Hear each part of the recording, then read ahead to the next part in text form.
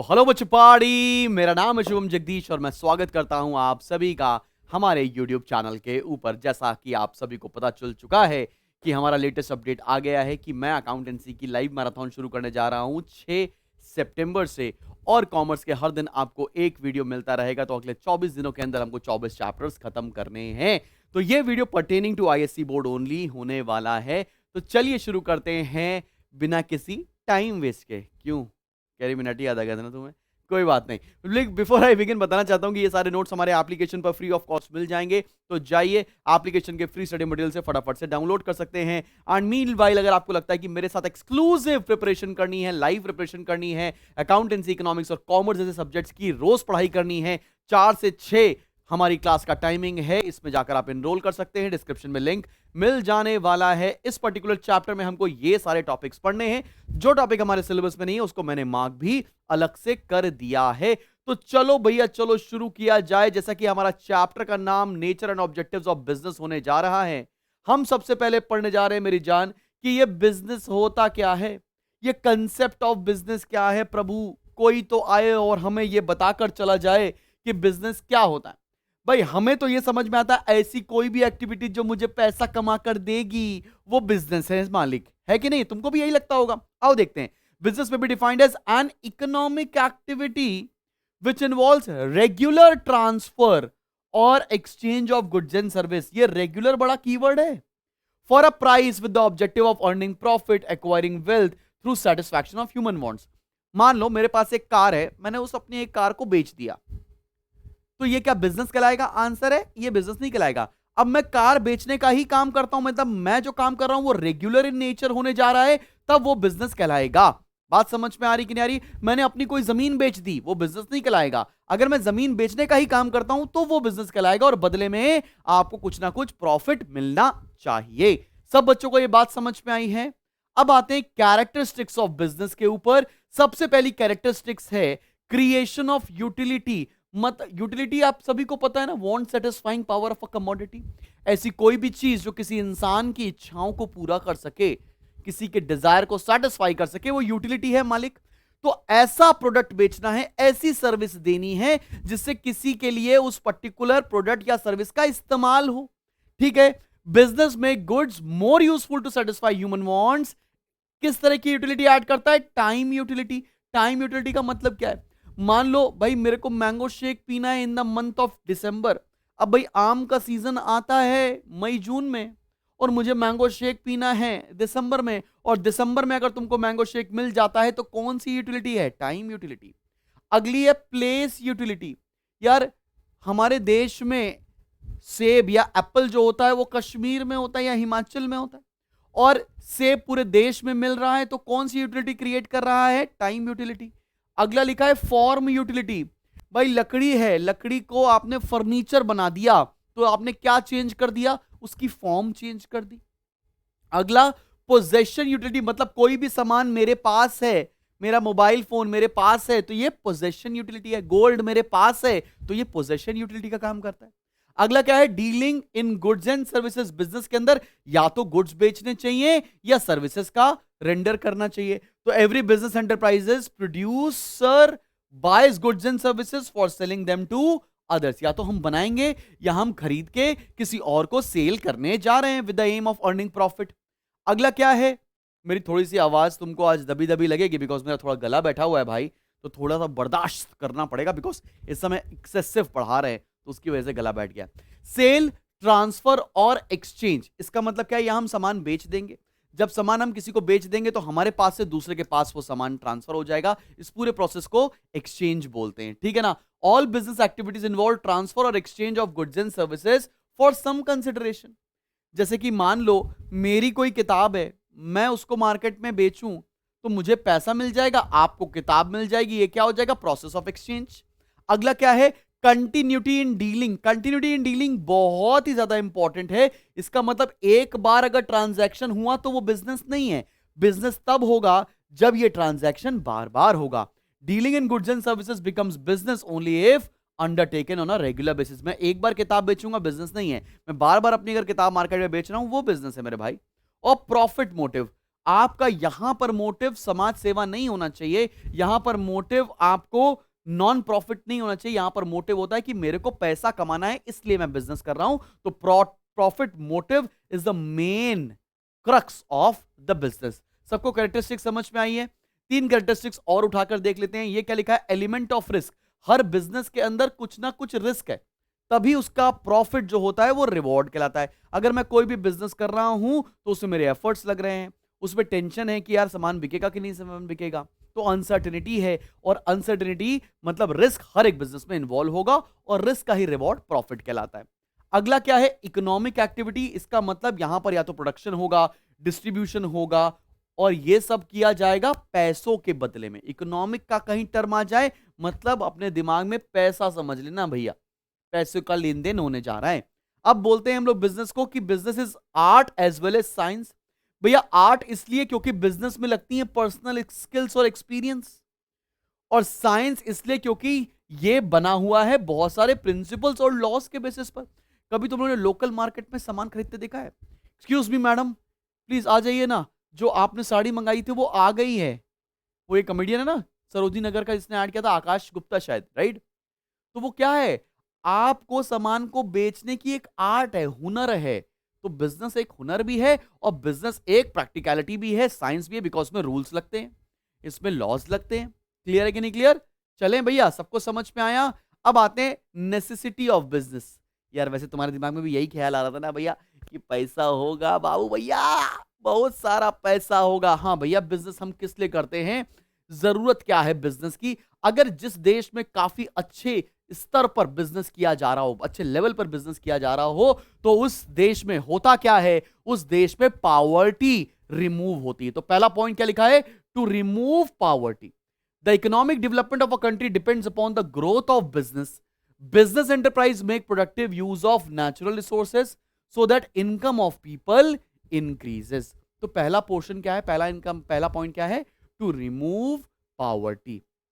देश से गरीबी हटाने का सबसे बड़ा और सबसे आसान तरीका यह है कि देश में बिजनेसमैन पैदा कर दो। बिजनेस पैदा होंगे तो एम्प्लॉयमेंट जनरेट होगी, एम्प्लॉयमेंट जनरेट होगी तो बेरोजगारी देश से चली जाएगी, पॉवर्टी दूर हो जाएगी। अगला, टू जनरेट एम्प्लॉयमेंट। जैसे मैंने बताया, जितने ज्यादा बिजनेस उतना ज्यादा रोजगार भी पैदा होगा। Business offers employment to the millions of people. There is unlimited scope of employment in industry due to vast range of business activities. जितने लोग सरकार में काम कर रहे हैं आज की डेट में, उससे कई ज्यादा लोग हमारे देश में प्राइवेट बिजनेसमैन क्या काम करें? टाटा में, अंबानी में, अडानी में, महिंद्राज में। अगला, to improve standard of living. Improve standard of living का मतलब क्या है? Business helps to increase the purchasing power of people. People can enjoy new and better products to improve their standard of living. भाई, अगर एक अच्छा business है, वो अच्छे लोगों को रोजगार देगा, अच्छे लोगों को रोजगार देगा तो उनकी परचेजिंग पावर बढ़ेगी, इनकम ज्यादा बढ़ेगी। जब इनकम ज्यादा बढ़ेगी तो नए नए गुड्स जो हमारी लाइफ को आसान बना सकते हैं, हमारी स्टैंडर्ड ऑफ लिविंग को अपलिफ्ट कर सकते हैं, उसमें हेल्प करेंगे। तो सब बच्चों को बात समझ में आ रही कि बिजनेस की जरूरत क्यों है? ये 3 पॉइंट आंखों के रास्ते दिल में उतर गए ना मेरे भाई? अगले पॉइंट पर आ जाए मेरी जान। अगला पॉइंट क्या है? To earn foreign exchange. हम बिजनेस इसलिए करते हैं ताकि हमको विदेशी करेंसी मिलने लग जाए, क्योंकि विदेशी करेंसी हमको हेल्प करती है फॉरेन ट्रेड को चलाने में, इंपोर्ट करने में हमें हेल्प करती है। अगला क्या लिखा है? To promote social welfare. समाज सेवा के लिए भी हमको बिजनेस करने की जरूरत है। Business can enrich human life and establish a better society. Business activities daily influence the lives of all individuals directly और इनडायरेक्टली। तो सोशल वेलफेयर का भी एलिमेंट जुड़ जाता है, बिकॉज समाज सेवा का भी काम हो रहा है, अच्छे प्रोडक्ट बना रहे हैं, अच्छा आप समाज के लिए, जैसे टाटा के कैंसर हॉस्पिटल्स हैं और एचसीएल के बहुत सारे स्कूल्स हैं हमारे देश के अंदर, तो सोशल वेलफेयर का भी काम साइड बाय साइड बिजनेस में चलता रहता है भाई। अब आते हैं business as an economic activity, और ये वाली बात सुन के मेरे बच्चे खुश हो जाते हैं कि भैया सिलेबस में नहीं है मत पढ़ाओ। तो छोड़ो भैया, आगे बढ़ते हैं, आगे बढ़ते हैं, आगे बढ़ते हैं। हम अब आने जा रहे हैं अगले टॉपिक पे, जो कि इस पर्टिकुलर चैप्टर का दी मोस्ट इंपॉर्टेंट टॉपिक हो जाएगा। ये है ऑब्जेक्टिव्स ऑफ बिजनेस। अब बिजनेस के बेटा 4 ऑब्जेक्टिव होते हैं। एक होता है इकोनॉमिक ऑब्जेक्टिव, पैसा कमाना। सोशल ऑब्जेक्टिव, सोसाइटी के लिए काम करना। ह्यूमन ऑब्जेक्टिव्स मतलब एम्प्लॉइज का तरक्की। और नेशनल ऑब्जेक्टिव्स रोजगार प्रोवाइड करना, स्टैंडर्ड ऑफ लिविंग इंप्रूव करना, देश की तरक्की में हाथ बटाना। ठीक है ना? एक एक करके हम सारी बात करने जा रहे हैं। सबसे पहले आते हैं इकोनॉमिक ऑब्जेक्टिव्स के ऊपर। इकोनॉमिक ऑब्जेक्टिव मतलब पैसे कमाने की बात हो रही है, तो सबसे पहला पॉइंट यहां पर आता है earning profit. Profit is essential for survival. Business के लिए सर्वाइवल जरूरी है, बिजनेस चलाना है इसलिए प्रॉफिट चाहिए। For every business unit profit is necessary for expansion and growth of business. Expansion के लिए, ग्रोथ के लिए हमको प्रॉफिट की जरूरत पड़ेगी। Profit serves as barometer of stability, efficiency and progress of a business enterprise. जिस बिजनेस के अंदर जितना ज्यादा प्रॉफिट होगा उतना ज्यादा सक्सेसफुल वो बिजनेस कहलाएगा, क्योंकि एक्सपेंशन के लिए, ग्रोथ के लिए आपको पैसा ही लगेगा। दूसरा, क्रिएटिंग कस्टमर्स। इसका मतलब क्या है? A businessman can earn profit only when there are enough customers to buy and pay for his goods and services. भैया प्रॉफिट कहां से आएगा? मालिक अपने घर से थोड़े ना आएगा। प्रॉफिट कहां से आएगा? जब आपके प्रोडक्ट के कस्टमर होंगे। तो बिजनेसमैन क्या करेगा? अपने कस्टमर्स बनाएगा जो उसके प्रोडक्ट को खरीदेंगे। अगला क्या है? इनोवेशन। इसका मतलब in order to be successful business has to explore new market and attract more customers and should retain old customers. For this, business should innovate, make new changes, bring new trends. जैसे तुम iPhone को अगर मद्देनजर रखते हुए देखो, तो iPhone जो पहले आता था और जो आईफोन आज की डेट में आता है, उसमें जमीन आसमान का अंदर आ गया है, जमीन आसमान के चेंजेस आ गए। तो इसका मतलब क्या है? अगर एक बिजनेस को नए कस्टमर्स चाहिए, पुराने कस्टमर्स को अपने साथ रखना है, नई मार्केट में एंट्री लेनी है, तो उसको लगातार इनोवेशन करना पड़ेगा, लगातार नई तरीके से चीजों को लाना पड़ेगा, जिससे कस्टमर्स के लिए वो सारी चीजें और आसान और ल्यूक्रेटिव बनती चली जाएं। सब बच्चों को इकोनॉमिक ऑब्जेक्टिव समझ में आया कि नहीं आया? अब आते हैं बच्चा पहाड़ी सोशल ऑब्जेक्टिव के ऊपर। Excuse me. सोशल ऑब्जेक्टिव क्या है भाई? Supplying desired goods at reasonable prices. सामान अच्छी क्वालिटी का एक अफोर्डेबल रेट पर या रीजनेबल प्राइस पर मार्केट में पहुंचाना। इससे सोसाइटी खुश होगी। दूसरा, फेयर रेम्यूनरेशन टू एम्प्लॉइज। जितने भी एम्प्लॉइज को आपने हायर किया है उनको सही सही रेम्यूनरेशन देना, सही सही सैलरी वेजेस देना, किसी को एक्सप्लॉइट ना करना सोशल ऑब्जेक्टिव है। तीसरा है एम्प्लॉयमेंट जनरेशन। लगातार नई एम्प्लॉयमेंट अपॉर्चुनिटी सोसाइटी के लिए क्रिएट करते रहना। ये हैं आपके 3 सोशल ऑब्जेक्टिव्स। किसी भी बिजनेस के 3 सोशल ऑब्जेक्टिव्स क्या होते हैं? क्या ये बात आंखों के रास्ते दिल में उतर रही है? अगला क्या है? सोशल ऑब्जेक्टिव्स में हम आगे बढ़ते हैं तो 3 पॉइंट और देख लो। पहला क्या है? Fair return to investors. मतलब जिन इन्वेस्टर्स ने आपके बिजनेस में पैसा डाला है उनको अच्छा रिटर्न मिल जाए। फिर क्या लिखा है? Social welfare. समाज के लिए काम करना है। जैसे कि ले क्या? स्कूल बनाना, कॉलेजेस बनाना, हॉस्पिटल्स बनाना। समाज से पैसे लिए हैं, समाज के लिए काम कर रहे हैं। और अगला क्या है? Payment of government dues. मतलब टैक्सेस सही समय पर फाइल करते रहना। यह भी आपका सोशल दायित्व है, सोशल ऑब्जेक्टिव है। अब आते हैं मेरी जान अगले टॉपिक की तरफ, और अगला टॉपिक है हमारा ह्यूमन ऑब्जेक्टिव्स। ठीक है ना? ह्यूमन ऑब्जेक्टिव्स की तरफ आते हैं। सबसे पहला ह्यूमन ऑब्जेक्टिव है मेरे भाई लेबर का वेलफेयर। ह्यूमन ऑब्जेक्टिव्स मतलब कौन? वो लोग जो मेरी संस्था में काम कर रहे हैं उनका वेलफेयर। तो पहली बात आती है, business must recognise the dignity of labour. Human factor should be given due recognition. Proper opportunity should be given for utilising individual talent. सही आदमी को सही काम देना, किसी को एक्सप्लॉइट ना करना, यह आता है लेबर वेलफेयर के अंदर। आपको सबकी डिग्निटी मेंटेन करनी चाहिए। आप किसी भी लेबर से गलत तरह से बात नहीं कर सकते, किसी भी लेबर से आप एक्सप्लॉइटेशन नहीं कर सकते। अगला है डेवलपिंग ह्यूमन रिसोर्सेस। इसका मतलब क्या है? Human resources are the most valuable asset of business. Their development will help in growth of business. मतलब जो आदमी, जो भी इंप्लॉइज आप यहां काम कर रहे हैं, लगातार उनकी स्किल्स पर ग्रोथ कराना, उनको और पढ़ाना, अगर पढ़ना चाहते हैं उनकी और ट्रेनिंग करना, ताकि उनकी स्किल्स और ब्रशअप हो सके। अगला है पार्टिसिपेटिव मैनेजमेंट। इसका मतलब employees must be able to take part in the decision making process. This will help in developing of employees. भाई मैनेजमेंट में या डिसीजन मेकिंग में इंप्लॉइज को भी शामिल करना, इससे उनके अंदर सेंस ऑफ रिस्पॉन्सिबिलिटी आएगी और वो और बेहतर तरीके से एक लीडरशिप रोल को टेकअप कर सकते हैं। अगला है लेबर मैनेजमेंट कोऑपरेशन। मतलब employees should be treated as honourable individuals and should be kept informed. मतलब उनको गलत तरह से ट्रीट नहीं करना चाहिए और हर एक चीज की इंफॉर्मेशन आपके एम्प्लॉयज को पहले से पहले होनी चाहिए। अब बढ़ते हैं मेरे भाई नेशनल ऑब्जेक्टिव्स की तरफ। देश की तरफ आपका क्या दायित्व बनता है? पहला है optimum utilisation of the resources. इसका मतलब जो हम सोसाइटी के रिसोर्सेज को इस्तेमाल कर रहे हैं भाई, उसमें वेस्टेज नहीं होनी चाहिए, वो पूर्णतः इस्तेमाल करना चाहिए। दूसरा, नेशनल सेल्फ रिलायंस, मतलब अपने देश को आत्मनिर्भर बनाने के लिए काम करना चाहिए। मतलब हमको हर वो मुमकिन प्रयास करना चाहिए जिससे हमारा देश जो है वो सेल्फ रिलायंस की तरफ जाए।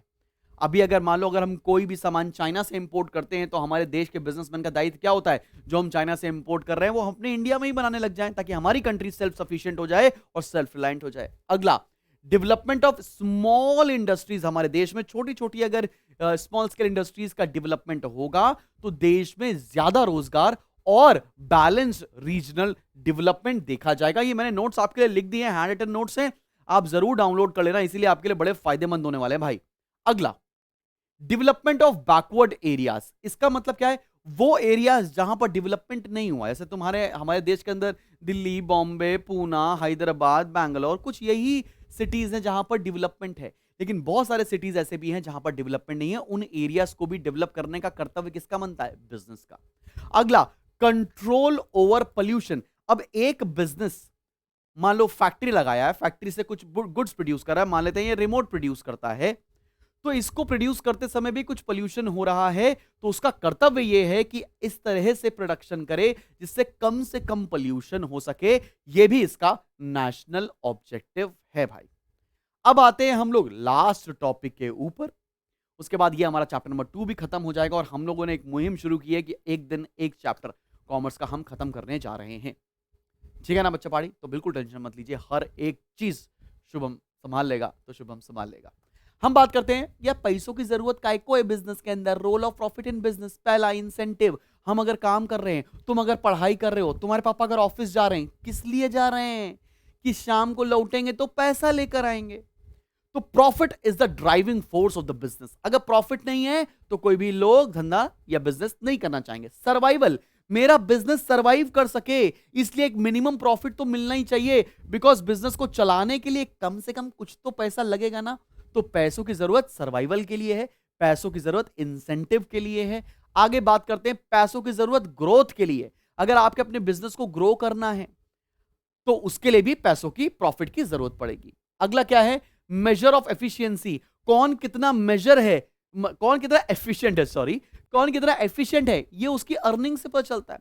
कौन कितना प्रॉफिटेबल है। हम बोलते नहीं कि टाटा के पास तो बहुत प्रॉफिटेबिलिटी है, 2 लाख करोड़ रुपए का उन्होंने प्रॉफिट कमाया, तो हम बोलेंगे ना टाटा बहुत एफिशिएंट है, बहुत बढ़िया कंपनी है, बहुत बढ़िया कर रहे हैं।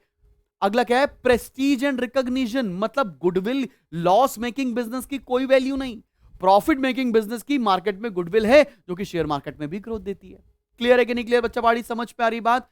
अब ऑब्जेक्शंस हमारे सिलेबस में नहीं है और अब जाकर आया मेरे दिल को करार। वैसे रोहित शर्मा का मैं हूं बहुत बड़ा फैन, लेकिन उससे ज्यादा बड़ा फैन हूं मैं थाला का। कितने लोग थाला फैन है कमेंट सेक्शन में लिखकर बताइएगा। और ये नोट्स जाकर मेरी एप्लीकेशन से डाउनलोड कर लो, डिस्क्रिप्शन में लिंक मिल जाएगा। और तुम्हें लगता है मेरे साथ लाइव प्रिपरेशन करनी है तो काय का वेट कर रहे हो? टाइटंस में जाकर एनरोल कर लो। मिलते हैं हम आपसे बैचेस के अंदर। Wish you luck, till then keep smiling and keep learning. This is me Shubham Jagdish signing of.